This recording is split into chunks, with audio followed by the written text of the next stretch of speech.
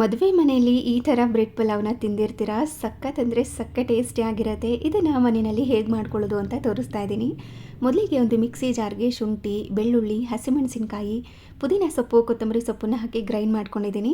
ನಂತರ ಒಂದು ಪಾತ್ರೆಗೆ ಎಣ್ಣೆ, ತುಪ್ಪ, ಹೋಲ್ ಸ್ಪೈಸಸ್, ಸಣ್ಣದಾಗಿ ಉದ್ದುದಾಗಿ ಹೆಚ್ಚಿಟ್ಕೊಂಡಿರುವಂಥ ಈರುಳ್ಳಿನ ಹಾಕಿ ಫ್ರೈ ಮಾಡಿ ರುಬ್ಬಿ ಇಟ್ಕೊಂಡಿರುವಂಥ ಮಸಾಲ ಪೇಸ್ಟನ್ನು ಹಾಕಿ ಫ್ರೈ ಮಾಡ್ಕೊತಾ ಇದ್ದೀನಿ. ನಂತರ 3 ತರಹದ ತರಕಾರಿನ ಉದ್ದುದಾಗಿ ಕಟ್ ಮಾಡಿ ಸೇರಿಸಿ ಫ್ರೈ ಮಾಡಿಕೊಂಡು ಸ್ವಲ್ಪ ಅರಿಶಿನ ಪುಡಿ, ಸ್ವಲ್ಪ ಉಪ್ಪು, ಟೊಮ್ಯಾಟೊನ ಹಾಕಿ ಮಿಕ್ಸ್ ಮಾಡಿಕೊಂಡು ಸ್ವಲ್ಪ ಗರಂ ಮಸಾಲ, ಸ್ವಲ್ಪ ಧನಿಯಾ ಪುಡಿನ ಹಾಕಿ ಮತ್ತೆ ಇದನ್ನು ಮಿಕ್ಸ್ ಮಾಡಿ ಬೇಯಿಸಿ ಇಟ್ಕೊಂಡಿರುವಂಥ ಡಬಲ್ ಬೀನ್ಸ್ನ ಹಾಕಿ ಮಿಕ್ಸ್ ಮಾಡ್ಕೊಂಡಿದ್ದೀನಿ.